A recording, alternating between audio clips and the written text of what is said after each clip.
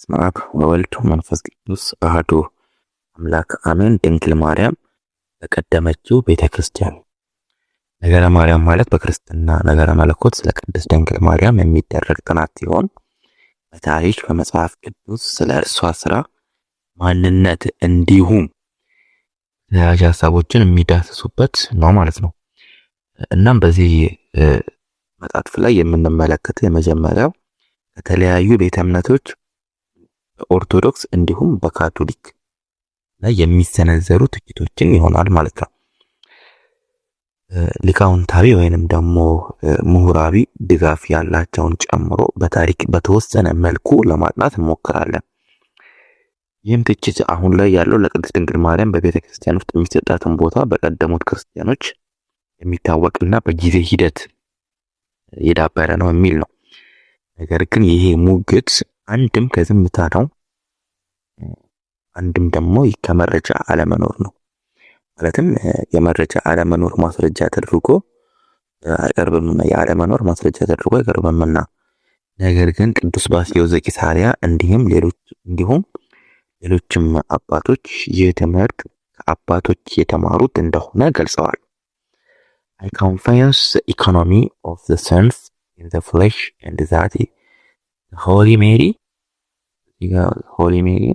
Saint Mary, Holy Virgin Mary, and the Holy Virgin Mary, who gave the birth to him according to the flesh, was Mother of God. I acknowledge also the holy apostles, prophets, and martyrs, and I invoke them to supplications to God, that through them, that is through their mediations, the merciful God may be propitious to me, and that a ransom may be made and given me for my sins.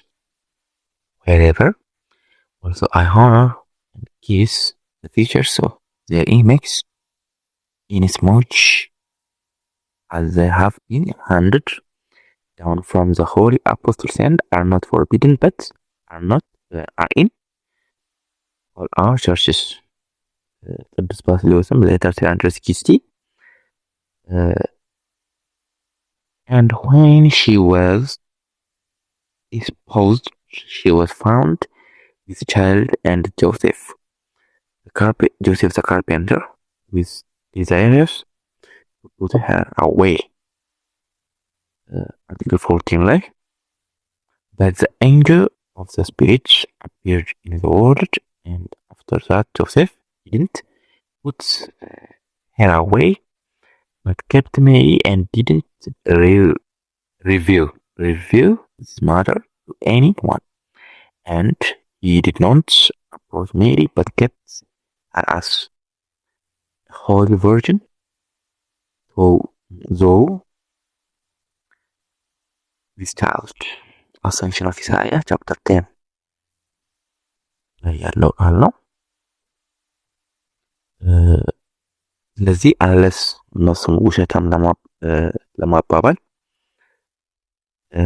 የሚደረግ ጥረት ካልሆነ በስተቀር ይሄ ድርጊት አስቀድሞ ከነበሩት አባቶች የተወረሰ እንደሆነ መረዳት እንችላለን። ስለዚህ ይህ ልምምድ በቀደመችው ቤተክርስቲያን ውስጥ እንደነበረ እንረዳለን ማለት ነው። በቀጣዩ ደግሞ ለውልደቱ ሲደረግ ምን አይናገርለትም። የማርያምን ማኅፀን ልጇን ከመውለዷ በፊት እንደነበረው እንደሆነ ይናገራል። ፕሮቶ ኤቫንጌሊዮን ኦፍ ሴንት ጄምስ ተብሎ በሚጠራው በጥንቱ የሁለተኛ መቶ ክፍለ ዘመን የነበረ ጽሑፍም ማርያም የእግዚአብሔር ቤተ መቅደስ ብሎ ይጠራታል። And Mary was in temple of the Lord as a dove that is nurtured, and she received food from the hand of the angels. እንደገናም ደግሞ ኦሬስ ኦፍ ሰለሞን ተብሎ በሚጠራው መጽሐፍ ላይ ጽሑፍ ላይ ማለት ነው አንዳንድ ሊቃውንት መሰረት ከወንጌላትም በፊት እንደተጻፈ የሚገመተው መጽሐፍ ላይ እንዲህ በማለት ይናገራል። Spirit opened the womb of the virgin, and she received conceptions and brought forth, and the virgin becomes a mother with many mercies, and she traveled and brought forth a son without incurring pain, and loved him in his swaddling clothes, and ardent him tenderly, and showing and showed him in majesty. ሃሌሉያ ይላል ወደ 19 ላይ ማለት ነው።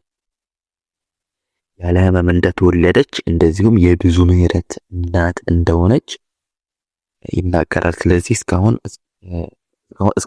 እስካሁን እንኳን ከሁለተኛው ክፍለ ዘመን ሳናልፍ ባየናቸው ጽሑፎች ከዘላለማዊ ድንግልና ጀምሮ ልጅን ያለ ሕመም ለመውለድ ይናገራል። ማስታወሻ የምንይዝባቸው ነጥቦች እነዚህ ጽሑፎች ትምህርተ ሃይማኖታዊ ጥቅም ላይ የዋሉ ጽሑፎች አይደሉም፣ አዋልዳዊ ናቸው ማለት ነው። ዋናው እንዲታወቅ የሚፈለገው ዋናው ነጥብ ምንድን ነው? ይህ ልምምድ ቀድሞ በነበሩት አይሁድና ክርስቲያኖች ዘንድ የታወቀ እንደሆነ የተለየ ልማት እንዳልሆነ ማለትም ልማድ እንዳልሆነ ሊሰመርበት ይገባል ማለት ነው። Under your mercy we take refuge, Mother of God. May our petition not be abandoned into temptations, but from danger deliver us only pure and blessed. በሶስተኛው መቶ ክፍለ ዘመን ላይም የተገኘው የግብፅ ፓፒረስ የተወሰደው ጽሑፍ ላይ እዚህ ላይ ደግሞ ፈርዘር ጠለቅ ያለ ነገረ ማርያም እንዲሁም ቬነሬሽን ታገኛላችሁ ማለት ነው። ከዚህም ባለፈ ደግሞ ቅዱስ ኢሬኒያስ ክፍል ላይ የድኅነት መንስኤ ነኝ እያለ ሲያበስራት እናያለን።